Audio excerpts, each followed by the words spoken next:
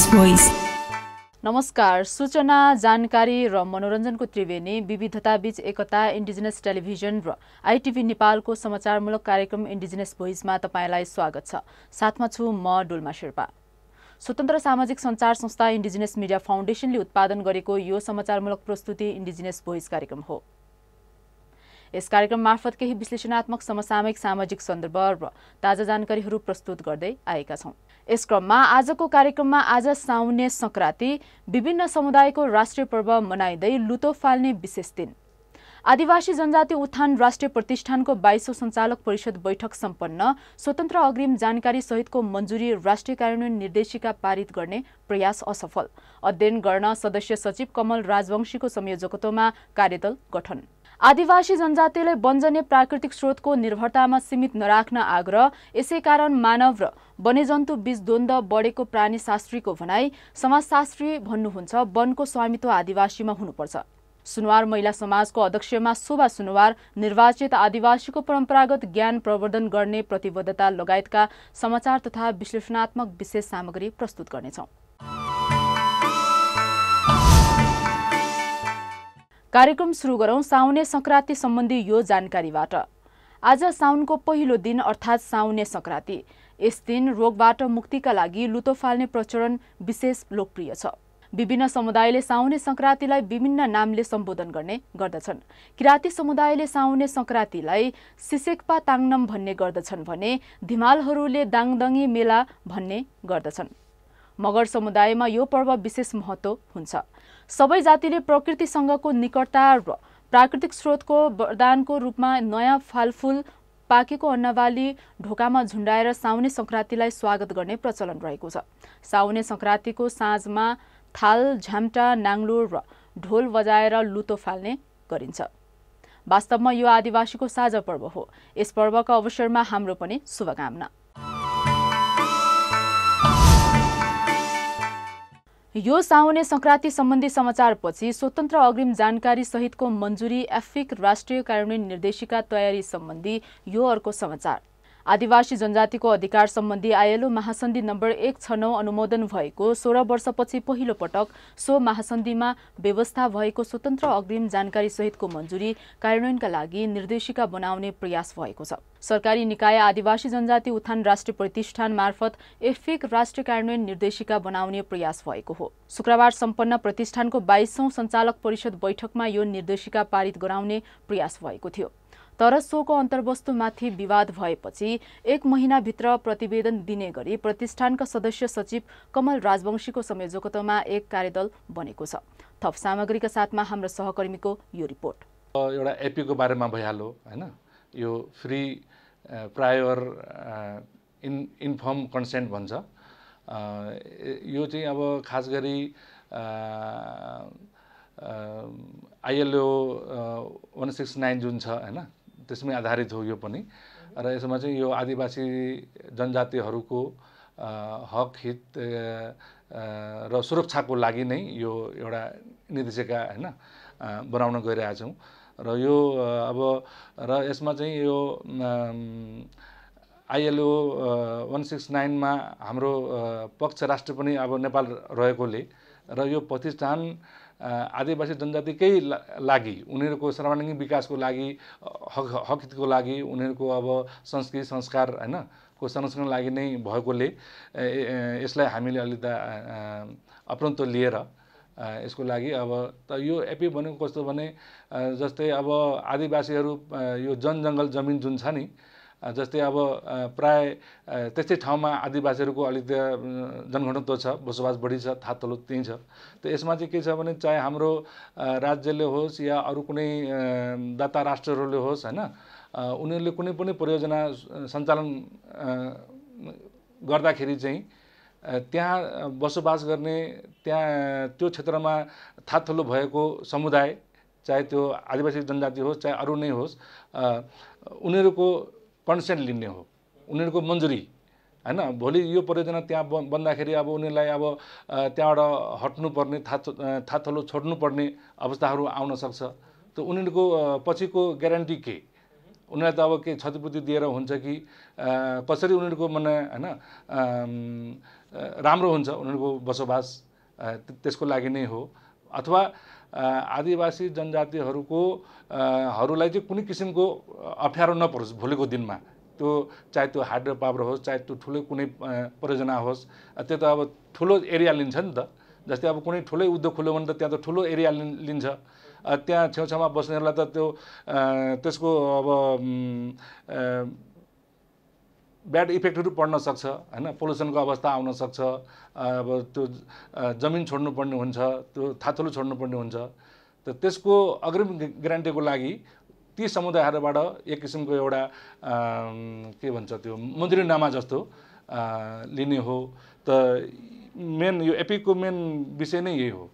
त्यही भएर हामी त्यसलाई अब एउटा कार्यदल गठन भएको छ। त्यो कार्यदलले छिटो यसको छिनोफानो गर्नेछ र यसलाई हामी सञ्चालक परिषदबाट हैन। अर्को चाहिँ एउटा सोना जातिको छ। अब सोना जातिहरूले चाहिँ उहाँहरूले चाहिँ अब हामी पनि आदिवासी भित्रै पर्छौँ हैन, हामीलाई चाहिँ सूचीकरण गर्नु पर्यो भनेर धेरै वर्ष अगाडिदेखि नै उहाँहरूको माग थियो। जुन र हाम्रो यो प्रतिष्ठानको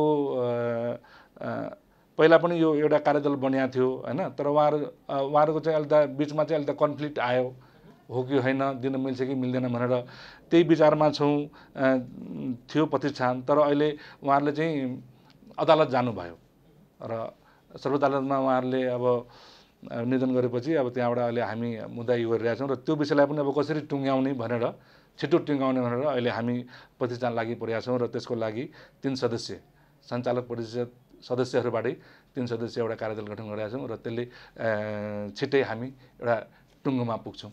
नेपालले अनुमोदन गरेको अन्तर्राष्ट्रिय श्रम सङ्गठनको महासन्धि नम्बर 169 र आदिवासीको अधिकार सम्बन्धी संयुक्त राष्ट्र सङ्घीय घोषणापत्रमा स्वतन्त्र पूर्व सुसूचित मन्जुरी सहितको परामर्श लिएर मात्र योजना तथा आयोजना कार्यान्वयन गर्नुपर्ने उल्लेख छ। प्रस्तावित निर्देशिकामा आदिवासीलाई प्रभाव पार्ने कानुनी या प्रशासनिक विषयमा योजना तर्जुमाको चरणमा नै परामर्श लिनुपर्ने स्वतन्त्र अग्रिम जानकार सहितको मन्जुरीको अवधारणालाई कार्यान्वयन हुनु अपेक्षा गरिएको छ। कानुन, नीति, नियम तथा कार्यक्रमहरू अवलम्बन वा कार्यान्वयन गर्नु पूर्व नै आदिवासीसँग स्वीकृति लिने यो प्रक्रिया हो।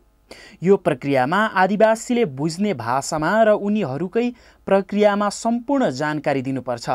यस्तो जानकारीले मात्र आदिवासीको भूमि, भूभाग र भूक्षेत्रमा लागू गरिने नीति कानुनको फाइदा बेफाइदा थाहा पाउँछन् र कार्यान्वयनमा पनि उनीहरूको सहभागिता हुन्छ भन्ने अन्तर्राष्ट्रिय कानुनको मनसाय छ।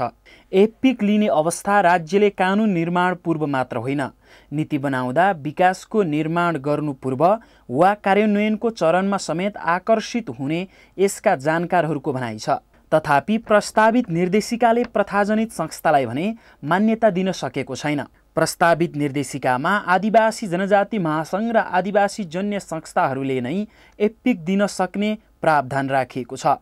प्रस्तावित निर्देशिकामा आधुनिक र परम्परागत संस्थाको एक संयन्त्र बन्ने कुरा उल्लेख छ। सबैभन्दा महत्त्वपूर्ण पक्ष यो निर्देशिकाको वैधता हो। नेपाल सरकारले यो निर्देशिका मान्छ भन्ने विश्वासको आधार छैन। यसैगरी आदिवासी जनजातिको 22औं सञ्चालक परिषदको बैठकले केही औपचारिक निर्णय गर्दै पुनः सूचीकरणको प्रक्रियामा पनि प्रवेश गरेको छ। सोनाहा आदिवासीहरूले सर्वोच्चमा मुद्दा दिएको सन्दर्भ र राणा थारूलाई मन्त्री परिषदले सोझै सूचीकरण गरेको प्रसङ्ग पनि प्रतिष्ठानको बैठकमा चर्चाको विषय बनेको छ। यस सम्बन्धमा पनि प्रतिष्ठानको कार्यदल बनेको छ। हामीले भर्खरै असार 30-31 गते सिद्धार्थ कटेजमा हैन 22औं सञ्चालक परिषदको मिटिङ सम्पन्न गऱ्यौँ। अब यसमा चाहिँ अब ढिला भयो हैन, त्यसमा अब विविध कारणहरू भए। तर यसमा चाहिँ मूलभूत चाहिँ अब हामी यो अब 2078-79 को कार्यक्रम तथा बजेट अनुमोदन गर्ने कामहरू गऱ्यौँ।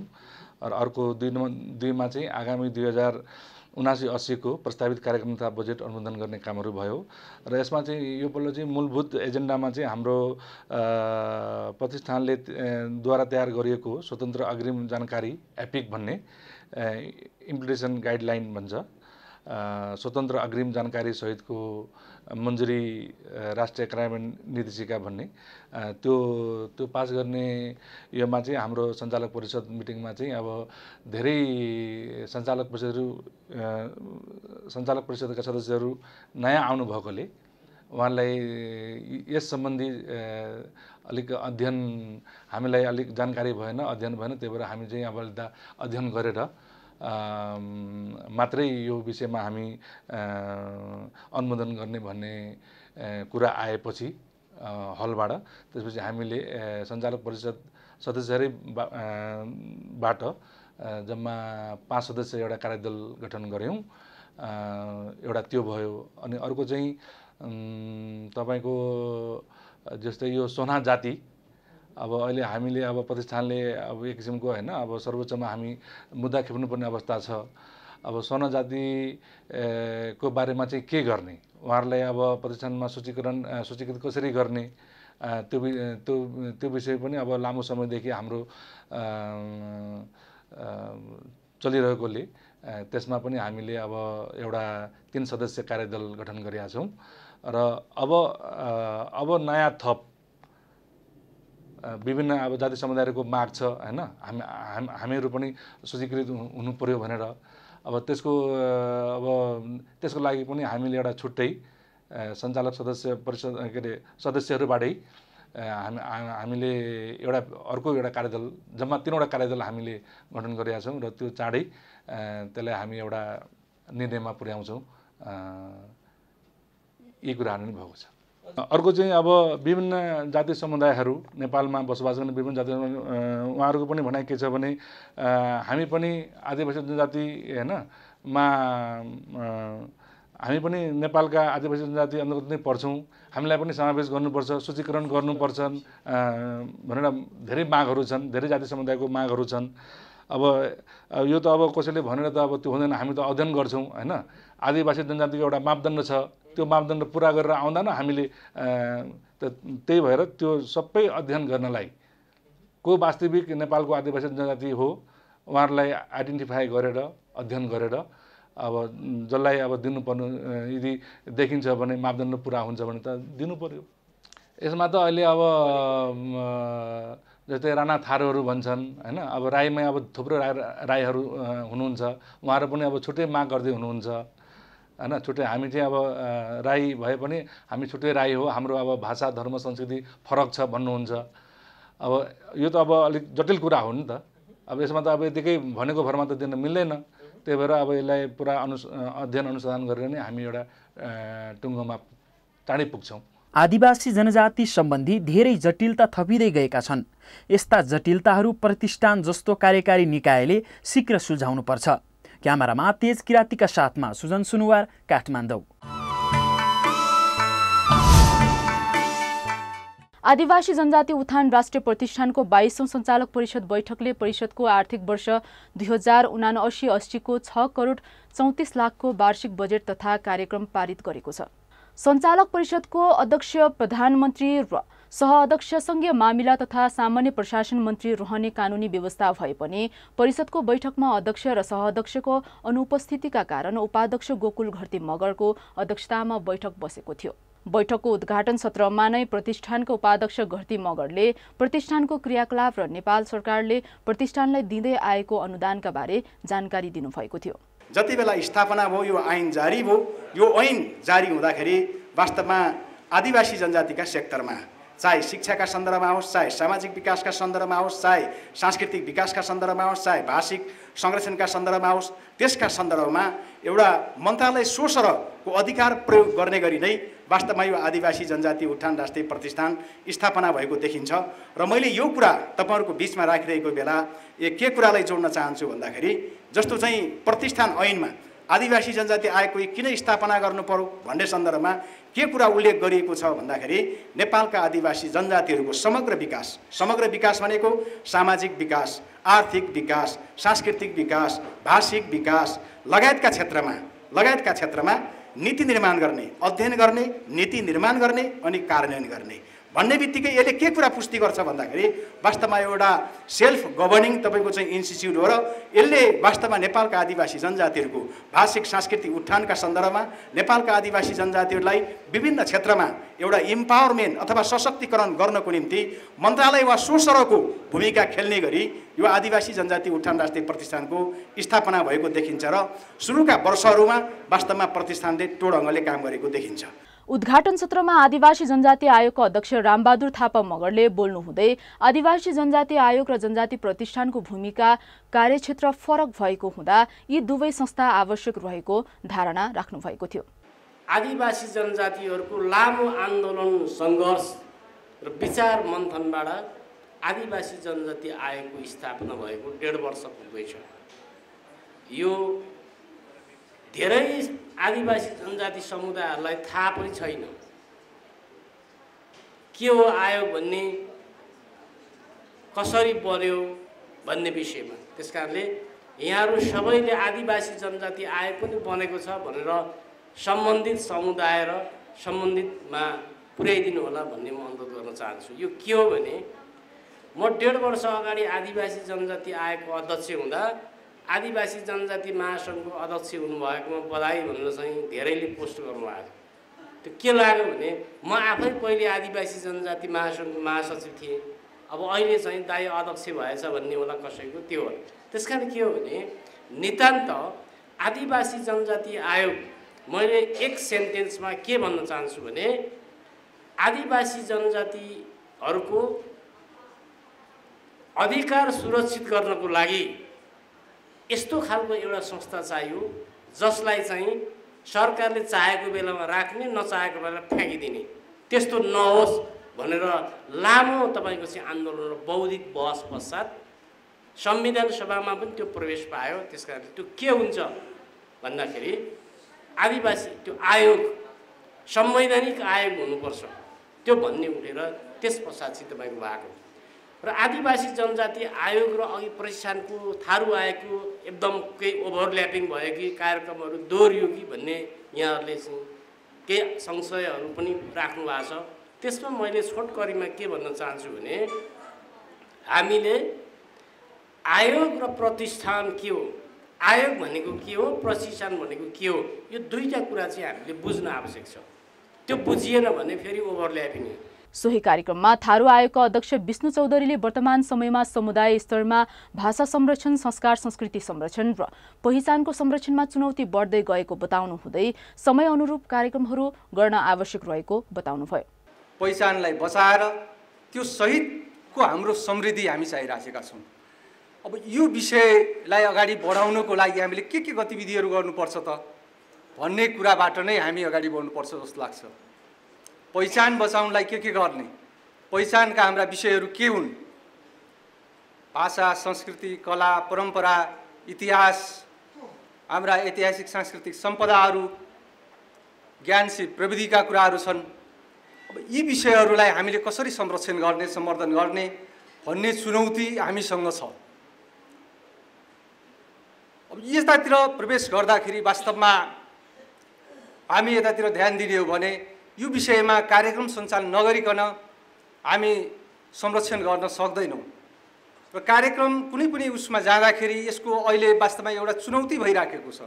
पहिचान संरक्षणको हिसाबबाट यसलाई बचाइराख्नको लागि हामीले अब जिम्मेवारी कति लिने, हाम्रो समुदायले त्यो हिसाबबाट कसरी बुझ्ने, यो विषयमा पनि हामीले एउटा शिक्षा लिन जरुरी छ जस्तो लाग्छ मलाई। यसैगरी नेपाल आदिवासी जनजाति महासङ्घका अध्यक्ष गेल्जे शेर्पाले नेपालमा बसोबास गर्ने 1.5 करोड आदिवासी जनजातिका लागि सरकारले दिने 6 करोड बजेटले पुग्छ भनी प्रश्न गर्दै जनजातिको क्षेत्रमा कार्य गर्न सरकारी निकायको बजेट बढाउन पहल गर्नुपर्ने बताउनुभयो।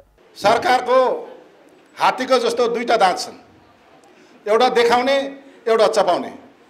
हामी जनजातिहरूको लागि यत्रो 35.36% जनजाति छ, हामी 6 करोड बजेटमा अल्बलाइरहेको छौँ।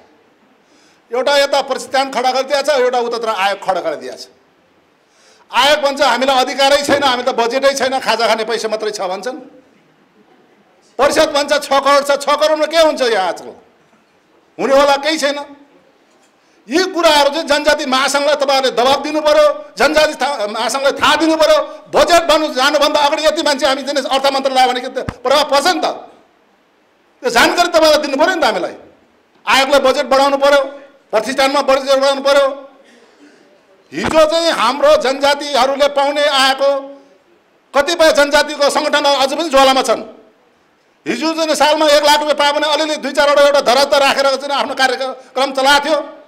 आज त्यो पनि नभएर चाहिँ त्यो पनि कटौती गरेर 6 करोड बजेटमा सीमित भएको छ। त्यसकारण अब यसपालिको बजेट त गयो, अर्को सालको बजेटमा भन्नुहोस् हामी कति मान्छे गएर तपाईँहरूले बजेट थप्ने काम हामी गर्छौँ। तपाईँहरूले काम गर्नु पर्यो। आज जनजाति महासङ्घ स्थापना भएको 31 वर्ष भयो। प्रतिष्ठान 21 वर्ष भयो, जनजाति महासङ्घ 31 वर्ष भयो। जनजाति आयोग कति वर्ष भयो आएको अध्यक्ष? 1.5 वर्ष। 1.5 वर्ष भएछ 5-6 करोड उहाँले पनि बेला बेलामा खाजा खुवाएर हामीले यसो बोलाएको छ। त्यसकारण आज यो जुन हलमा बसेर हामी सिद्धार्थ कटेजको हलमा बसेर यो जनजातिहरूको कार्यक्रम प्रतिष्ठानको कार्यक्रम गरिरहेछौँ। यस्तै यत्रो चाहिँ जनजातिको चाहिँ एउटा चाहिँ आफ्नो चाहिँ भवनमा बसेर चाहिँ यो चाहिँ कार्यक्रम गर्नु भने कति राम्रो हुन्थ्यो होला। हिजो 31 वर्षको साथीहरूले नगरेको होइन।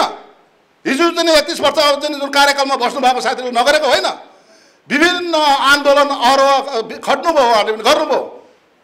त्यसमा पनि म दस्तावेज बनाउँदैछु, औँला उठाउने काम गर्दैछु। आज यो मात्र होइन, जनजातिको नाममा लुटेर खाने मान्छे धेरै छन्।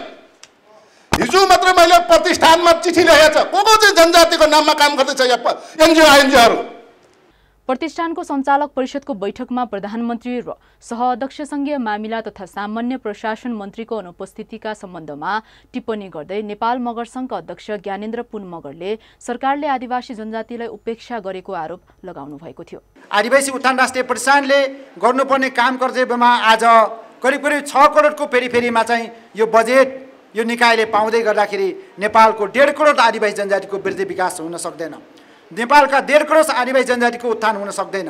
त्यसकारणले गर्दाखेरि अहिले सङ्घीय सरकारले प्रदेश सरकारलाई देखाइरहेको परिस्थिति छ भने प्रदेश सरकारले स्थानीय सरकारलाई अथवा स्थानीय निकायलाई देखाइरहेको अवस्था आदिवासी जनजातिहरूको भाषा, संस्कृति र आदिवासी जनजातिको पहिचानको संरक्षण, प्रवर्धन र यो क्षेत्रमा विकासको लागि भनेर त्यो निकायलाई देखाउँदै गर्दाखेरि हाम्रा आदिवासी अभियन्ताहरू चाहिँ सङ्घीय सरकार धाउने, प्रदेश सरकार धाउने र चाहिँ स्थानीय पालिका धाउँदै आफ्नो अभियान नै कतै शिथिल हुन पुगेको छ कि भन्ने कुरामा पनि हामीले आज समीक्षा गर्नुपर्ने परिस्थिति बनेको छ। त्यसकारणले गर्दाखेरि म यहाँ सबैलाई अनुरोध गर्न चाहन्छु, हामी आदिवासी आन्दोलनमा होमिँदै गर्दाखेरि हाम्रो एउटा मात्रै पार्टी छ, त्यो भनेको आदिवासी जनजाति पार्टी हो। यो पार्टीलाई हामीले आत्मसात गऱ्यौँ भने आदिवासी जनजातिको वृद्धि र विकास हामीले सहजै निकास दिन सक्छौँ। होइन भने मेरो पार्टी, मेरो विचार, मेरो चाहिँ म सम्बन्ध लाइनले गर्दाखेरि मैले चाहिँ मेरो वृद्धि विकास हुन्छ, मेरो मात्रै चाहिँ कल्याण उन्नति प्रगति हुन्छ भन्ने किसिमले हामीले सोच, योजना र कार्यनीति अथवा आफ्ना लक्ष्यहरू चाहिँ बनाउन लाग्यौँ भने चाहिँ आदिवासी जनजाति चाहिँ फेरि पनि आदिवासी जनजातिको वृद्धि विकास हुन सक्दैन। त्यसकारणले विशेष गरी यो तीनवटा आदिवासी जनजातिको निकायमा गठन भएको संस्थाहरूको बिचमा त्यो खालको जेनरल अन्डरस्ट्यान्डिङ हुन जरुरी छ, त्यो खालको आवश्यक, त्यो खालको समन्वय हुन जरुरी छ। र यहाँ नेपाल आदिवासी जनजाति महासङ्घ लगायत हामी एकल जातीय संस्थामा आबद्ध भएका हामी सबै अभियन्ताहरू चाहिँ हामी हैसियतमा होस्टे गरेर चाहिँ हाम्रो बिचमा मात्र एउटा पार्टी छ, त्यो पार्टी भनेको नेपाल आदिवासी जनजाति भन्ने पार्टी छ। त्यो पार्टीमा हामी समाहित भएर त्यसलाई चाहिँ सिरोपर गरेर चाहिँ यो अभियानलाई, आदिवासी जनजातिको पहिचानलाई, आदिवासी जनजातिको अधिकारलाई, आदिवासी जनजातिको अस्तित्वलाई, आदिवासी जनजातिको सभ्यतालाई यसको संरक्षण र प्रवर्धन गर्ने अभियानमा हामी सबै हामी चाहिँ विभाजित भएर होइन, एकताबद्ध भएर लाग्ने छौँ। उद्घाटन सत्रमा नेपाल तामाङ घेदुङका सह-अध्यक्ष कुमार घिसिङले आदिवासी जनजाति उत्थान राष्ट्रिय प्रतिष्ठानको कार्य मूल्याङ्कन गर्ने बेला आएको बताउनुभयो। आदिवासी जनजातिहरूको उत्थान र प्रगति समृद्धिमा के भयो, कति उपलब्धि भयो, कति हुन बाँकी छ भन्ने कुरामा चाहिँ हामीले नजिकबाट धेरै हेऱ्यौँ। तामाङ घेदुङले हेरिरहेका थियौँ पहिला, अहिले पनि हेर्दैछौँ। हामी आदिवासीहरूको उत्थानको निम्ति भनेर नेपाल सरकारले नै यो प्रतिष्ठानलाई स्थापना गर्यो, जहाँ हामी आदिवासीहरूको आवाज मुद्दालाई सम्बोधन हुने गरी, तर आदिवासीहरूको उत्थानको निम्ति नामअनुसार अहिले काम भएको छ कि छैन, अब हामीले मूल्याङ्कन गर्नुपर्ने अवस्था आएको छ। कार्यक्रममा नेपाल आदिवासी जनजाति चलचित्र महासंघ अध्यक्ष अमृत सुनवार लगायतले बोल्नु भएको थियो। जल, जमिन र जंगलमा आश्रित आदिवासी जनजातिलाई जंगलको स्रोतमा निर्भर हुने अवस्थाबाट छुटकारा हुनुपर्ने राय एकजना प्राणीशास्त्रीले दिनुभएको छ।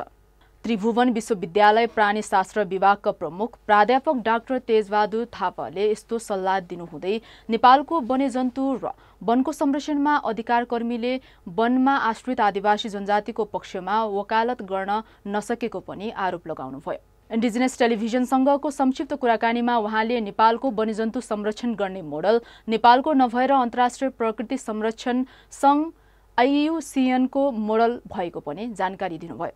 उहाँसँग गरिएको यो कुराकानीलाई यहाँ जोड्न चाहन्छु।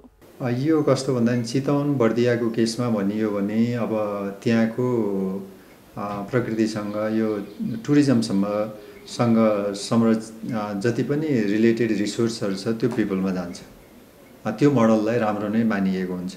किन भन्दा चितवनको केसमा यी हाम्रा संरक्षण क्षेत्र त्यहाँ पर्यटनबाट भएको इन्कमको करिब 50% जान सक्ने कानुनी प्रावधान छ र धेरै ठाउँमा जान्छ पनि भन्ने सुनिन्छ। अब राष्ट्रिय निकुञ्जले गर्छ। तर त्यो हुँदाहुँदै पनि कस्तो छ भने त्यहाँ दुई खालको द्वन्द्व छ। एउटा त पिपुल र पार्कको बिचको द्वन्द्व, अर्को त्यहाँ एक हदसम्म लोकल कम्युनिटी बिचमा पनि द्वन्द्व भनेको यो राष्ट्रिय बफर जोनको एउटा बााउन्ड्री छ। त्यहाँ राम्रो रिसोर्स छ। बफर जोनभन्दा बाहिर अर्को छ। अब पहिला DDC रहँदाखेरि डिस्ट्रिक्ट डेभलपमेन्टको जिल्ला विकास समिति रहने अवस्थामा स्रोत यतातिर छ निकुञ्जको छेउछाउमा, यतातिर हामी आउनुपर्छ, हामीसँग भएर जिल्ला अन्तर्गत रहनुपर्छ भन्ने ती कुराहरू कतिपय बेलामा अलिकति छर्के रूपमा कतिपय साइलेन्ट रूपमा ती इस्युहरू उठ्ने गर्थे। अब त्यसलाई म्यानेज गर्ने भन्ने कुरा त कसरी गर्ने, अहिलेको कानुनले बफर जोनकै लागि भनेको छ। त्यसमा बफर जोनमा पार्टिसिपेसन कति छ भन्ने कुरा ग्रासरुट लेभलको कुरा होला। हाम्रा नीतिले त्यहाँका इन्डिजिनस पिपल, त्यहाँका आदिवासी जनजातिदेखि लिएर बफर जोनका सबै मान्छेहरूको सहभागिता हुनुपर्छ र त्यसको बेनिफिट पनि त्यहाँ आउनुपर्छ भन्ने खालका नीतिहरू त्यहाँ बनेका छन्। त्यो नीति आफैमा राम्रै नीति हो। अब कतिपय के हुँदो रहेछ भने हाम्रो नेपालमा अथवा हामीहरू बिचमा पनि कस्तो देखिन्छ भने कहिलेकाहीँ आफ्नो खेतको छेउमा जङ्गल भयो भने यता मेरो उतातिर मेरो होइन भन्ने जुन साइकोलोजी छ नि, त्यो साइकोलोजी चाहिँ अलिकति कति ठिक हो। अब द्वन्द्व त यहाँले द्वन्द्वसँग जोड्नुभयो, बर्दिया चितवनको द्वन्द्व भन्ने कुरा यो सायद हिस्ट्रीमा पहिले पनि थियो होला, तर अहिले पछिल्लो अवस्थामा केही बढेको देखिन्छ। खास गरेर बाघ सङ्ग्रहको कुराहरू जति बेला संरक्षण कानुन थिएनन् होला त्यो बेला पनि त्यो द्वन्द्व त भइ नै हाल्छ। जनावर त्यहाँ छन्, मान्छे त्यहाँ आउने बित्तिकै। तर त्यसबाट द्वन्द्व त मिनिमाइज गर्नै पर्छ। खास गरेर मानवीय क्षतिलाई कम गर्नै पर्छ। कसरी गर्ने, के गर्ने, त्यसका अब एलर्टनेस कसरी गर्ने भन्ने कुरा।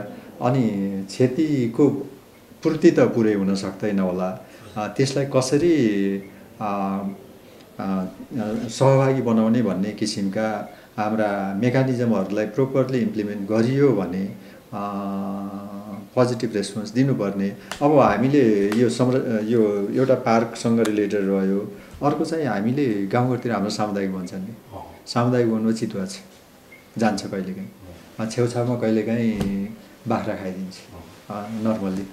अब त्यो बेला हाम्रो राज्यको नीति र हाम्रो मानसिकता कस्तो हुन्छ, सामुदायिक वनले त त्यहाँ केही त इन्कम गरेको छ होला नि, होइन र? वर्षभरिमा केही हजार केही लाखमा त इन्कम गर्छ। त्यो क्षतिपूर्ति भनेर एउटा बाख्राको क्षतिपूर्ति लिनलाई झन्डै हाम्रो पोलिसी अब अहिले त अलिकति डिसेन्ट्रलाइज भएर अलि गएको छ। पहिला चाहिँ त्यो केन्द्रसम्मै एप्लिकेसन आउनुपर्ने, अब त्यहाँ हुनुपर्ने, त्यो थियो। हामी अब एउटा जिम्मेवारी हाम्रो समाजले पनि बुझ्नुपर्ने, मेरो छेउको वनमा रहने जनावरले मेरो बाख्रालाई क्षति पुर्यायो अथवा मेरो समुदायमा क्षति पुर्यायो भने त्यही वनको इन्कमले त्यसलाई क्षतिपूर्ति दिने खालको मेकानिजम विकास गरियो, त्यो खालको मानसिकता विकास गरियो भने अलिकति त्यो हरेक चिज छिटो छरितो हुन्थ्यो कि त्यता पनि सोच्नुपर्ने हो कि जस्तो मलाई पर्सनली त्यो लाग्छ। यो सोसल मुभमेन्टमा यी इस्युहरू आउँदै गर्दा रहेछन्, आउँदै जाँदै गर्दाखेरि एक खालको सेटलमेन्ट पनि हुँदो रहेछ। एउटा त सामाजिक अभियन्ताहरू लोकल लेभलबाट आउँछन्, अर्को सामाजिक अभियन्ताहरू राजधानीमा बस्छन्। एउटा त्यहाँ रियली ग्राउन्ड लेभलमा भनियो भने त्यो साँच्चै प्रब्लम छ। जो राजधानीमा बस्छन्, अलिकति एलाइट ग्रुप छ, त्यहाँ अरू खालको इन्ट्रेस्टले पनि यसलाई बढाउने काम गरेको पाइन्छ त्यो।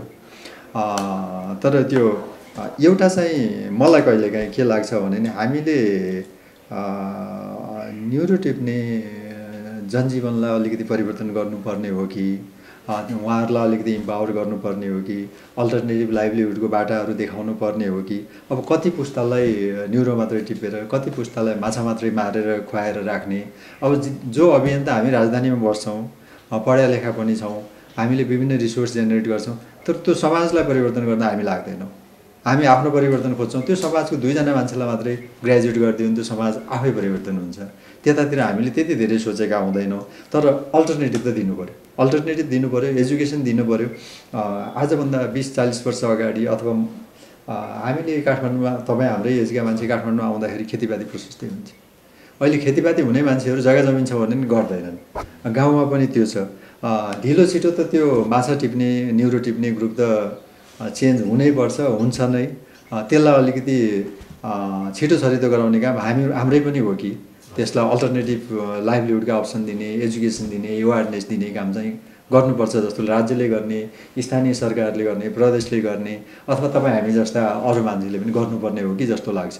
मैले अगाडि पनि भने एउटा त उहाँहरूको समस्या के हुन् भन्ने कुरा, भर्खरै न्युरो टिप्ने कुरा आयो। न्युरो टिप्ने कुरा सधैँ न्युरो टिपेर पुस्तौँ पुस्ता न्युरो पछाडि लागेर त त्यो समाज त अगाडि जाँदैन नि। समाजलाई त अगाडि ल्याउनुपर्छ। अहिलेको विश्व व्यवस्था अनुसार, राष्ट्रिय आवश्यकता अनुसार, देशको विकासको क्रम अनुसार उहाँहरू पनि त्यो मेन स्ट्रिममा आउनै पर्छ। मेन स्ट्रिममा ल्याउनको लागि उहाँहरूलाई एजुकेसनमा इम्पावर गर्नुपर्ने हो कि अब त्यही संरक्षणमै सहभागी गराउनु पर्ने हो कि कतिपय केसमा संरक्षणमा सहभागी हुनुहुन्छ पनि होला, त्यहाँ हुँदा नि टाठाबाटा मात्रै हुनुहुन्छ कि त्यसमा सीमान्तकृत मान्छेहरू कति हुनुभएको छ, त्यो चाहिँ आवश्यक छ। त्यो भइसकेपछि जब वे अफ लाइफ चेन्ज हुन्छ फेरि त्यो अर्को पुस्ता न्युरोको पछाडि दौडिँदैन। उनीहरूले अल्टरनेटिभ लाइभलीहुडहरू होला, संरक्षणसँग जोडिएर आउने अरू बेनिफिटहरू होला, संरक्षणसँग जोडिएर आर्थिक उत्पादकतातिर लाग्ने वातावरणहरू बन्ला। अब संरक्षणसँग जोडिएर अहिले पछिल्लो अवस्थामा इकोसिस्टम सर्भिस भनिन्छ, यो त्यो संरक्षण क्षेत्रले दिने अरू बेनिफिट छन्। हामीलाई यो ग्रिनरी दिन्छ होला, वाटर रिसोर्स दिन्छ होला, मल जल यो हरेक चिज दिन्छ होला, ती कुराहरूसँग पनि संलग्न गराउनु पर्यो। हाम्रो एउटा त गरिबीको कारणले होला, हामी अगाडि जे छ त्यसैमा डिपेन्ड गर्न चाह्यौँ र अज्ञानता पनि थियो। त्यो 2टा कुरा हटाइदिने हो भने यी समस्याहरूबाट हामी अलि बाहिर जान्छौँ कि त्यो सकिन्छ कि। तर समाजशास्त्री डाक्टर कृष्ण भट्टचनले वन सम्पदा आदिवासीले हुर्काएको हुँदा यसको स्वामित्व र नियन्त्रण आदिवासी जनजातिमा हुनुपर्ने तर्क गर्नुभएको छ। अब संसारमा जहाँ पनि के छैन, विश्व ब्याङ्कले होस्, IMFले होस्, अथवा राज्यले होस्, होइन, अथवा ब्याङ्कहरूले होस्, बहुराष्ट्रिय उहरूले होस्, यो सबैले गर्ने अथवा राज्यले गर्ने, प्राइभेट सेक्टरले गर्ने कुरा के हो भने जहाँ आदिवासीहरूको जलजङ्गल जमिन छ, खानी छ, त्यही ठाउँमा त्यसलाई दोहन गर्न चाहन्छ। होइन, नेपालमा हेऱ्यो भने पनि जहाँ आदिवासीहरू छ, लिम्बू छ, तमु छ, तामाङ छ, लिम्बू छ, त्यही ठाउँमा त्यो स्रोतहरू पनि छ र त्यो स्रोतहरू चाहिँ दोहन गर्न चाहन्छ। तपाईँ ल्याटिन अमेरिकामा हेऱ्यो भने ब्राजिलमा अथवा अरू ल्याटिन अमेरिकन मुलुकहरूमा पनि जहाँ आदिवासीहरू छ त्यही ठाउँमा जान चाहन्छ कि। अनि अब जल जङ्गल जमिनसँग आदिवासीहरूको अन्योन्याश्रित सम्बन्ध छ, अनि स्पिरिचुअल भन्छ आध्यात्मिक सम्बन्ध छ, त्यसलाई मास्न चाहँदैन। तपाईँले थारूलाई हेऱ्यो भने चितवनको त्यो 100औं वर्षको सालको घना जङ्गल अनि त्यहाँको एकसिङे गैँडाहरू, हात्तीहरू, घडियालहरू, त्यो सारा बायोडाइभर्सिटीदेखि जैविक विविधतादेखि लिएर सारा स्रोतहरू त थारूहरूले जोगाएर राखेको हो नि। अनि गैर थारूहरूको प्रवेशसँग त जङ्गल नासिने, जैविक विविधता। त्यो बेला त WWFले के थारूहरूलाई सहयोग गरेको थियो र IUCNले सहयोग गरेको थियो र राज्यले सहयोग गरेको थियो र अथवा कुनै दात्री निकायले सहयोग गरेको थियो र त्यो थारू आफैले गरेको हो नि, हैन? त्यस कारण त्यो सबै सिद्ध्याइसकेपछि कहाँबाट विकास हुन्छ? त्यो त विनाश हुन्छ। अहिले स्टिफन हकिन्सले त भविष्यवाणी गरिसकेको छ 100 वर्षभित्र बाहिर कुन ग्रहमा जाने पत्ता लगाइसक, 1000 वर्षभित्र त्यो ठाउँमा गइसक, नत्र भने मान्छे चाहिँ डाइनोसोर पछिको निमिट्यान्न हुने अर्को प्राणी हुँदैछ भने त भविष्यवाणी गरेर उनी बितिसके। त्यो उनले त्यसो भन्नुको पछाडि के भने आदिवासीहरूको जलजङ्गल जमिनमा सिद्ध्याइसकेपछि अनि त्यो ग्लोबल वार्मिङ हुन्छ। ग्लोबल वार्मिङबाट चाहिँ यो जलवायुमा व्यापक परिवर्तन हुन्छ अनि त्यसको प्रतिफल, त्यसको विनाशकारी प्रतिफल त देखिन सुरु भइसकेको छ। र जुन दिन त्यो उत्कर्षमा पुग्छ त्यसपछि मान्छे चाहिँ यो धरतीमा रहँदैन भनेपछि अनि कसरी सस्टेनेबल हुन्छ? तपाईँ मार्क्सिजमको पनि सबभन्दा खराब कुरा के भने दास प्रथाबाट सामन्त, सामन्तबाट पुँजीवाद, पुँजीवादबाट अनि समाजवाद र साम्यवादमा जाने यो बाटै परिवर्तन गर्न सक्छ। बरु माओले चाहिँ परिवर्तन गर्न सकिन्छ, हामी पुँजीवादमा नगइकन समाजवादबाट साम्यवादमा जान सकिन्छ भनेको छ।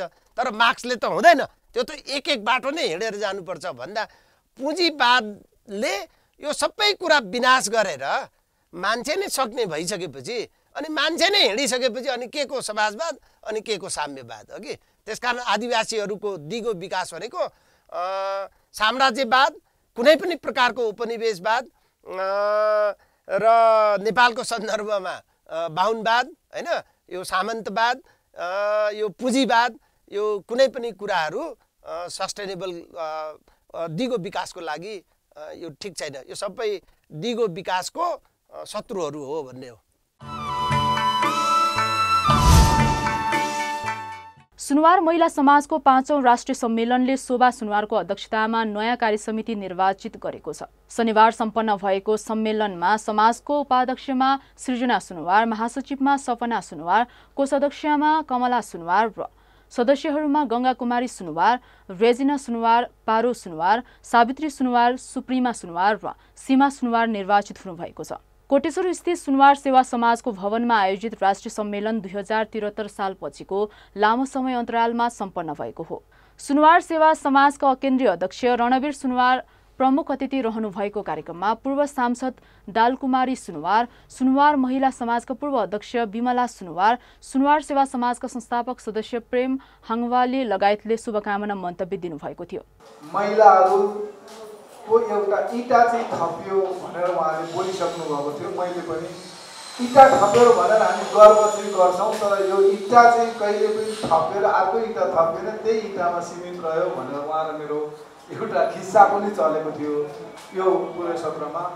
आगामी दिनहरूमा महिलाहरूको यो संस्था भनेको महिलाहरूको हक अधिकार र महिलाहरूकोमा हुने जुन विभेदको कारण, महिलाहरूमा पर्ने यो हिंसाको कारण यसलाई चाहिँ परास्त गर्न पर्छ र यससँग चाहिँ लड्न सक्ने क्षमता अभिवृद्धि गराउनुपर्छ भनेर नै यो महिला संस्था गठन भएको हो भन्ने मलाई लाग्छ। महिला समाज आज 5औं सम्मेलन बन्यो, 5 वर्ष भयो। पहिला मनोरमा बिमलाहरूले राम्रो तरिकाले चलाएको थिए, यसपछि चाहिँ यो कोरोनाले गर्दा पनि होला र अध्यक्ष हाम्रो महिला समाजको अध्यक्ष नानीको आमा भएको हुनाले पनि होला 2-4 वर्ष यो अलिकति पछाडि पर्यो र आज साह्रै राम्रो छ। बहिनीहरूलाई यो नाच गान लगाएर सबै सिकाउने गुरु बहिनीहरूलाई पनि धन्यवाद दिन चाहन्छु, नाच्ने बहिनीहरूलाई पनि धन्यवाद तथा शुभकामना टक्राउँछु। र महिला समाज तथा यो केन्द्रीय कार्य समिति सुनुवार समाजको सम्पूर्ण यो स्थापना गर्ने बेलामा यति दुःख पाच्छौँ हामी। प्रत्येक जातिको बनाउने भने प्रत्येक जातिले गरे, हामी पनि गाउँमा जिल्लामा मतदान जिल्ला पनि जिल्ला पनि गठन गरे, पैसा पनि उठाएर जिम्मा दिलाउने बुढाबुढीले यस्तो दुःखले गरेर सुनार समाज हामीले खडा गरेको, त्यसपछि फेरि महिला समाज पनि दुःखले खडा गरियो। किनकि हाम्रो महिला समाज पहिलाको पूर्व अध्यक्षहरूले दुःख कम्ती गरेको छैनन्। सुनार समाजमा पनि अध्यक्षले यति दुःख गरेर यतिसम्म आइसकेको छ। त्यति बेलाको समयमा यस्ता लुगा, यस्ता रुमाल, थैली लाउनु नपाउने, यसरी साडी पनि भेट्नु नपाउने, महिला खोज्नुपर्ने, पुरुष खोज्नुपर्ने, ढोल झ्याम्टा बजाउनेलाई पनि खोज्नुपर्ने, यस्तो दुःखले हामीले समाज खडा गरेका हौँ। सुनार सेवा समाज 5औं कार्यकालको बेलाको हो यो। त्यति बेलाको अध्यक्षज्यू, त्यति बेला सचिवज्यू, त्यति बेलाको सल्लाहकारज्यूहरू सबैजनालाई र मेरो टिममा बस्ने सबैजनालाई पनि म यति बेला सम्झिन चाहन्छु। मैले अनफर्चुनेटली आज मेरो टिमको कोही पनि साथीहरू, म बाहेक कोही पनि साथीहरू यहाँ मैले देखिनँ। दिदी आउनुभएको थियो, अघि नै जानुभयो, दिदी आउनुभएको थियो, अघि नै जानुभयो उहाँको आफ्नो व्यस्तताले गर्दाखेरि। त्यति बेलाको साथीहरू सबैलाई म धन्यवाद दिन चाहन्छु आज मेरो यो ठाउँबाट। र अहिलेसम्म यो स्टेप गरेर दोस्रो, तेस्रो, चौथो, 5औंसम्म कार्यकालसम्म ल्याइदिनु हुने, आउने हामी सबैजनालाई म आफैलाई बधाईको, हामी सबैले बधाईको पात्र हौँ। हामी सबैजनालाई धन्यवाद पनि दिन चाहन्छु। म सुनार महिला समाज गठन गर्नुको एउटा उद्देश्य थियो। त्यति बेला हामीले अहिले मैले देख्छु धेरै समय भइरहेको छ। यो चाहिँ हामीले जहाँ पनि जाँदाखेरि हामी सुनार महिलाहरू सबैजनाले झ्याप्पै कपडा लगाउँछौँ, पुरुषहरूले पनि झ्याप्पै कपडा लगाउँछौँ। अहिलेको यो वेशभूषा पनि एकदमै राम्रोसँग सबैले लगाउने, सबैसँग हुने भयो। तर त्यति बेलाको अवस्थामा एउटा ड्रेस लगाउनलाई पनि, मेरो अनुभव, एउटा ड्रेस लगाउनलाई पनि कसैको आमाहरूको गुन्यो, आमाहरूको चुलो, कसैको गहना एउटा अर्को गर्दै जम्मा गर्दै लगाउनु पर्ने अवस्था थियो। नवनिर्वाचित कार्य समितिलाई सुनवार महिला समाजका निवर्तमान अध्यक्ष लक्ष्मी सुनवारले बधाई सहित शुभकामना दिनुभएको थियो। उपाध्यक्षज्यू, सचिवज्यू, कोषाध्यक्षज्यू अनि सम्पूर्ण सदस्यज्यूहरूलाई सफल कार्यकालको धेरै धेरै शुभकामना दिन चाहन्छु। जलवायु परिवर्तनको विश्वव्यापी असरबाट मुलुकका आदिवासी जनजाति र त्यसमा पनि अपाङ्गता भएका आदिवासी महिलाको जीविकामा गहन असर परेको आदिवासी अपाङ्गताहरूको क्षेत्रमा काम गर्दै आएका अभियन्ताहरूले बताएका छन्। आदिवासी जनजातिहरू खोला, वन, जंगल नजिक बस्ने भएकोले जलवायुको प्रत्यक्ष असर उनीहरूमा परेको उनीहरूले बताएका छन्। राष्ट्रिय आदिवासी जनजाति अपाङ्ग महिला सङ्घ नेपाल निडुवानले आयोजना गरेको गुणस्तरीय र सहभागितामूलक कार्यक्रम अनुसन्धान मार्फत अपाङ्गता भएका आदिवासी महिलाहरूमा जलवायु परिवर्तनको प्रभाव सम्बन्धी अनुसन्धान प्रसार सत्रमा जलवायु परिवर्तनले ग्रामीण क्षेत्रमा आदिवासी जनजातिलाई परिरहेको असरबारे छलफल गरिएको थियो। काभ्रेको नमुबुद र सिन्धुपाल्चोकको चौतारा साँगाचोक गढी नगरपालिकामा गरिएको अनुसन्धान प्रतिवेदन प्रस्तुत र त्यसमाथि छलफल गरिएको थियो। कार्यक्रममा निर्वाणका अध्यक्ष प्रतिमा गुरुङ र Asia indigenous peoples pact AIPP का उपमहानिर्देशक डाक्टर श्री कुमार महर्जनले अनुसन्धान प्रतिवेदनमाथि प्रकाश पार्नु भएको थियो। हामीले यो वेस्टर्न न्यारेटिभ्सहरूलाई चाहिँ लिँदै गर्दाखेरि हाम्रो कन्टेक्स्टमा त्यो न्यारेटिभ्सहरू कसरी रेलेभेन्ट छ, हाम्रो माटो सुहाउँदो कसरी छ, हाम्रो धरातल सुहाउँदो कसरी छ, हाम्रो लिभ्ड एक्सपिरियन्स छ यसमा। मलाई अघि नै साथीहरूले भन्यो हामीलाई एकदमै थोरै समय भएको भएर हामीले केस स्टडिज राख्न सकेका छैनौँ। वाटरले कारणले गर्दाखेरि अपाङ्गता भएको घरमा बसेको तपाईँको इन्टेलेक्चुअल होइन, तपाईँको बौद्धिक अपाङ्गता भएको महिलालाई उसको आमाले पानी लिन जाँदाखेरि बौद्धिक अपाङ्गता भएको महिला अथवा बालिका कसरी रेप हुन्छ भन्ने चाहिँ घटना हामीसँग केस स्टडिजमा राखेछौँ।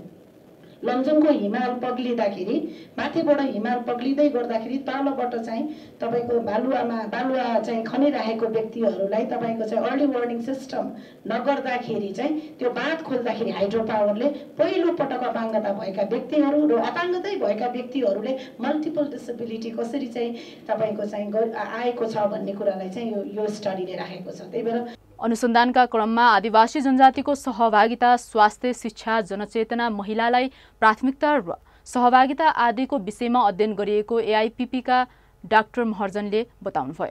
ती व्यक्तिहरूलाई विशेष रूपमा हामीले कुरा गर्नुपर्दाखेरि क्लाइमेट चेन्ज भन्ने बित्तिकै हामीले चाहिँ एक्सपोजरको कुरा गर्छौँ, त्यस पछाडि भल्नेबिलिटीको कुरा गर्छौँ र एडेप्टिभ क्यापेसिटीको कुरा गर्छौँ होइन। एक्सपोजर इन द सेन्स कति चाहिँ यी समुदायहरू चाहिँ एक्सपोज हुने चाहिँ चान्सेस बढी छ त, उनीहरू चाहिँ कस्तो ठाउँमा बसेको छ त, त्यो हिसाबले उनीहरू चाहिँ चान्सेस बढी जस्तो खोलाको छेउमा आदिवासी जनजातिको कुरा गर्दाखेरि खोलाको छेउमा बसिरहेको हुन्छ, जङ्गलको छेउमा बसिरहेको भनेपछि खोलाको छेउमा बस्नेहरूलाई चाहिँ बाढीको असर बढी हुने, त्यो भनेको एक किसिमको एक्सपोजर हाई हो। त्यस्तै जङ्गलको छेउमा बस्नेहरूलाई पहिरोको हिसाबले बढी हाई हुने, त्यसै कारणले गर्दाखेरि जोखिम पनि बढी हुने भल्युनिटी बढी हुने र त्यसलाई चाहिँ न्यूनीकरण केले गर्न सकिन्छ भन्दाखेरि एडाप्टिभ क्यापेसिटी न्यूनीकरण गर्न सकिन्छ।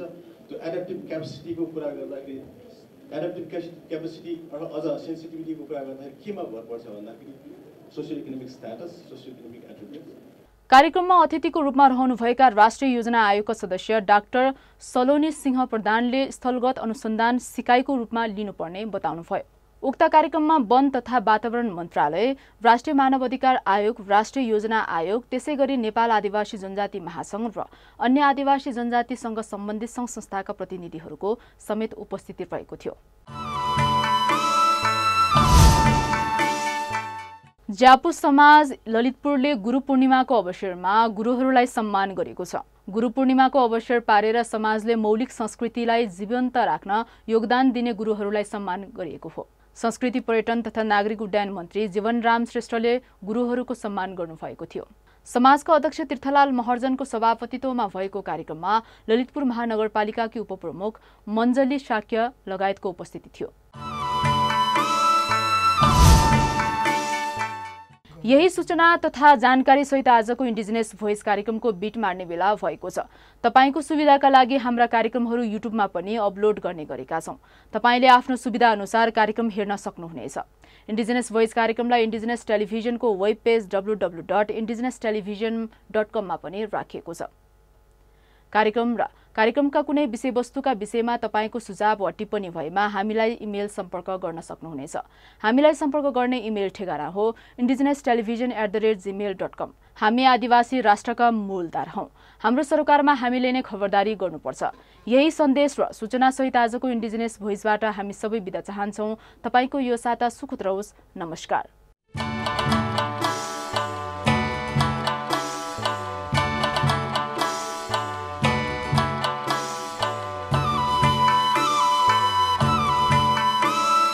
Indigenous Voice.